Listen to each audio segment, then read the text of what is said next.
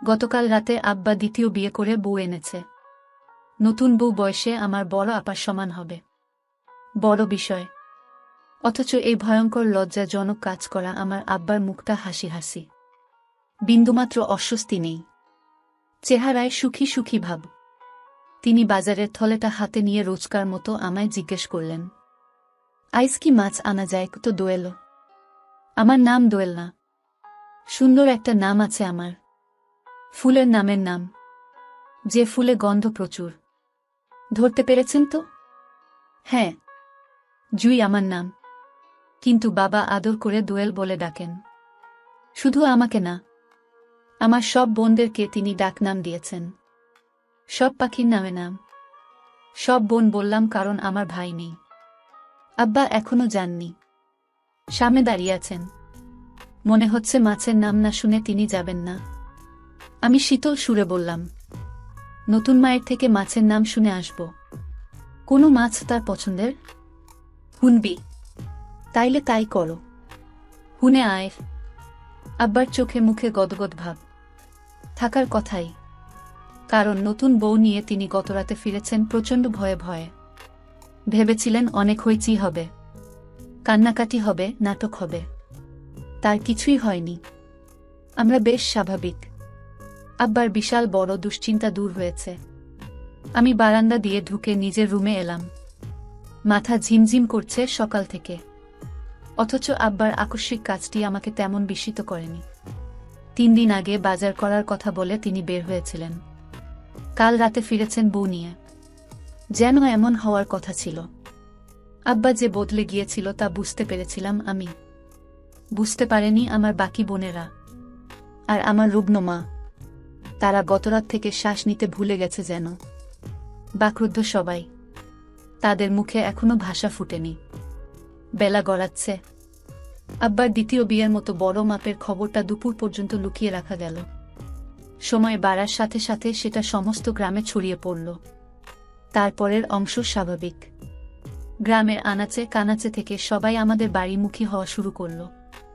সামনের ছোট্ট উঠোনে তখন তুমুল ভিড়। লোকে লোকারণ্য। এক চোখে দেখতে না পাওয়া মজিদার মা থেকে শুরু করে বাদ যায়নি টুটুলের বয়স্কা দাদি। আমি বারান্দার এক কোণা থেকে সবাইকে লক্ষ্য করছিলাম। নতুন বউ উঠোনের মাঝে চেয়ারে বসে আছে। পাশের বাড়ির চাচি সবার দেখার সুবিধার্থে তাকে খোলা জায়গা বসিয়ে দিয়েছে। তাকে ভীত দেখাচ্ছে না। বর লাজুক চেহারা। ঝলমল দৃষ্টিতে এদিক ওদিক তাকাচ্ছে। সে কি জানত না যে লোকটিকে সে বিয়ে করছে তার ঘরে বড় বড় 4টে কন্যা আছে? আছে রুগ্ন দেহের এক স্ত্রী। ওড়নায় টান পড়ায় নিচের দিকে তাকালাম। পুতুল মুখে আঙ্গুল দিয়ে ডাকছে আমায়। কোলে তুলে নিলাম। ওকে, আমার সবচেয়ে ছোট বোন পুতুল।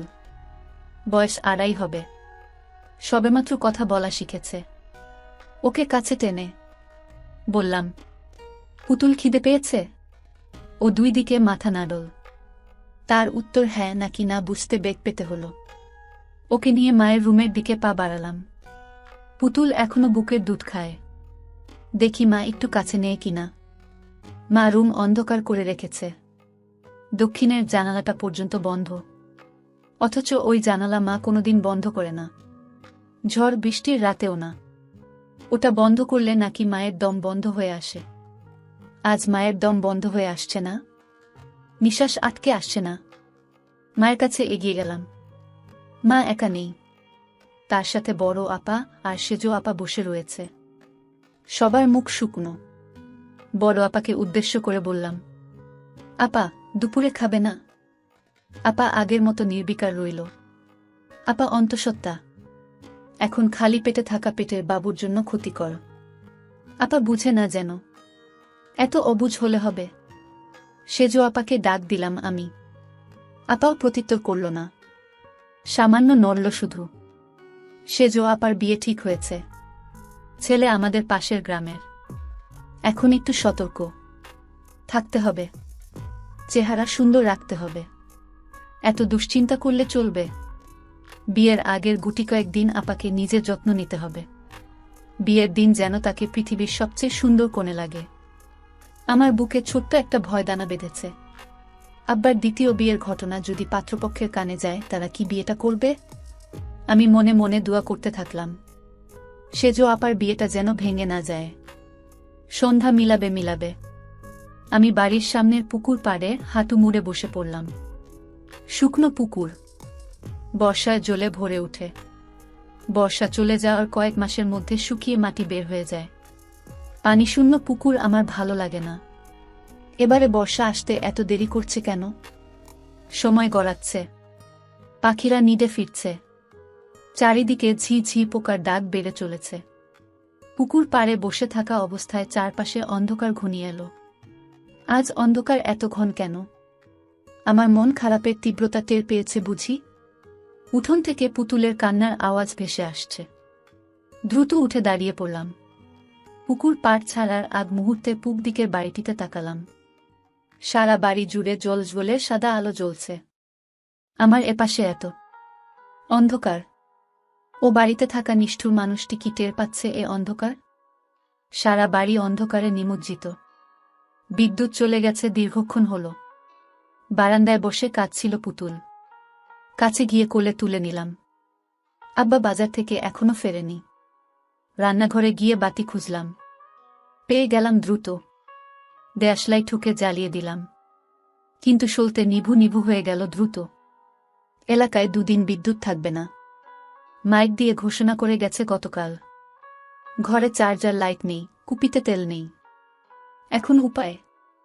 পুতুলকে রেখে বের হলাম আমি মোড়ের মুন্সি কাকার দোকানটার দিকে। এক হাতে ছোট্ট এক প্লাস্টিকের বোতল, আরেক হাতে ময়লাযুক্ত টাকার নোট নিয়ে।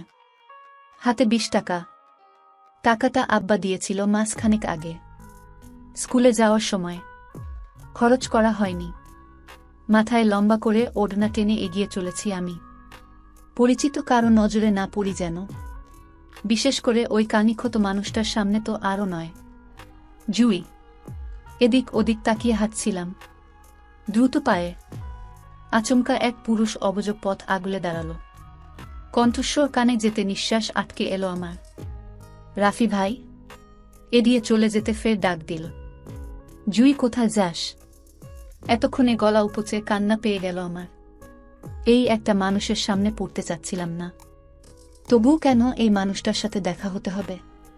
সারাদিনের জমিয়ে রাখা সমস্ত অভিমান উপরওয়ালার উপর গিয়ে জমল। আমি ব্যথা লুকিয়ে বললাম, মোড়ের দোকানে রাফি ভাই। চারিদিক অন্ধকার হয়ে গেছে। এখন দোকানে কেন যাবি? রাফি ভাইয়ের কণ্ঠে চাপা রাগ আর স্পষ্ট অধিকার বোধ ফুটে উঠেছে। বিস্মিত হলাম আমি। রাফি ভাই তো এত কথা বলার মানুষ না। আমাকে দেখেও সারা জীবন না দেখার ভান করে চলে গেছে। আজ আগ বাড়িয়ে এত কিছু জিজ্ঞেস করছে কেন? আমার মন ভালো করার জন্য? উনি কি জানতে পেরেছেন আজ আমাদের ভীষণ দুঃখের দিন? মোড়ের দোকানে কেরোসিন তেল আনতে যাই। মাথা খারাপ। এত রাতে তোর যেতে হবে? বাড়িতে আর কেউ নাই? আমি উত্তর দিলাম না। রাফি ভাই বুঝতে পারল। বিরক্তি নিয়ে বলল, তোর আব্বা কই? বাজার থেকে ফেরেনি, মাছ কিনতে গেছে। রাফি ভাই অস্পষ্ট সুরে কিছু বলল।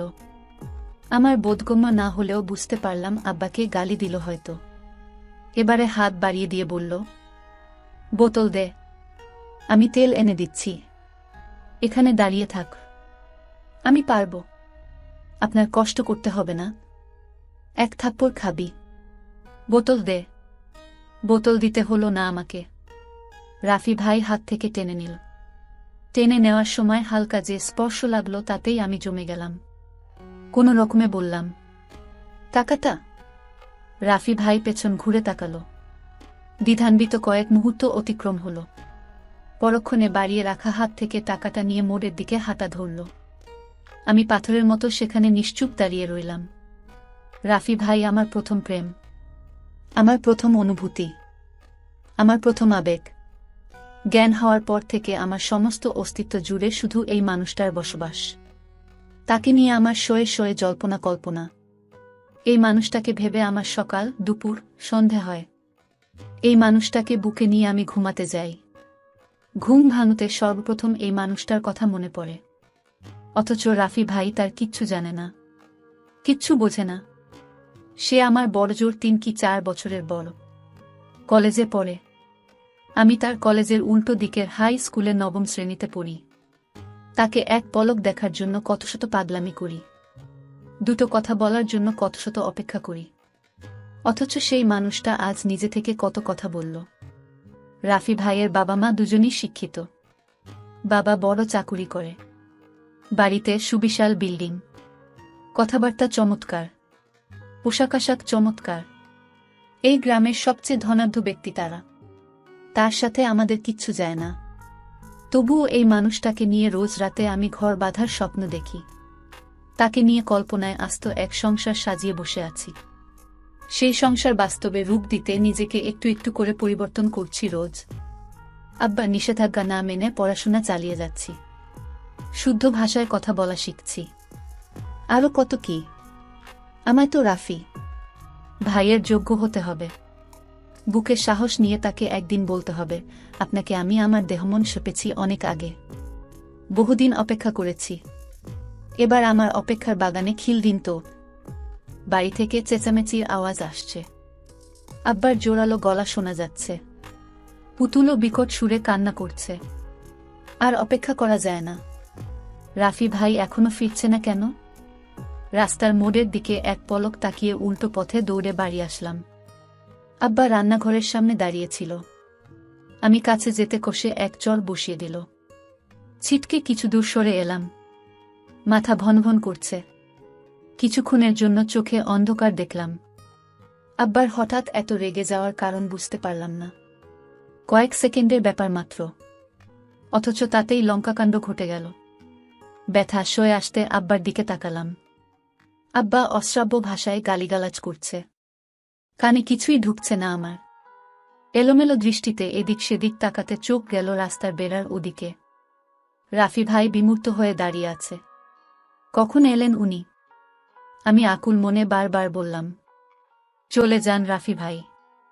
দয়া করে এদিকে আসবেন না। আপনাকে যেন আব্বা না দেখে। চলে যান। রাফি ভাই আমার মনের আকুল আবেদন শুনতে পেল না। ঝাপসা চোখে দেখলাম সে রুদ্রমূর্তি নিয়ে গিয়ে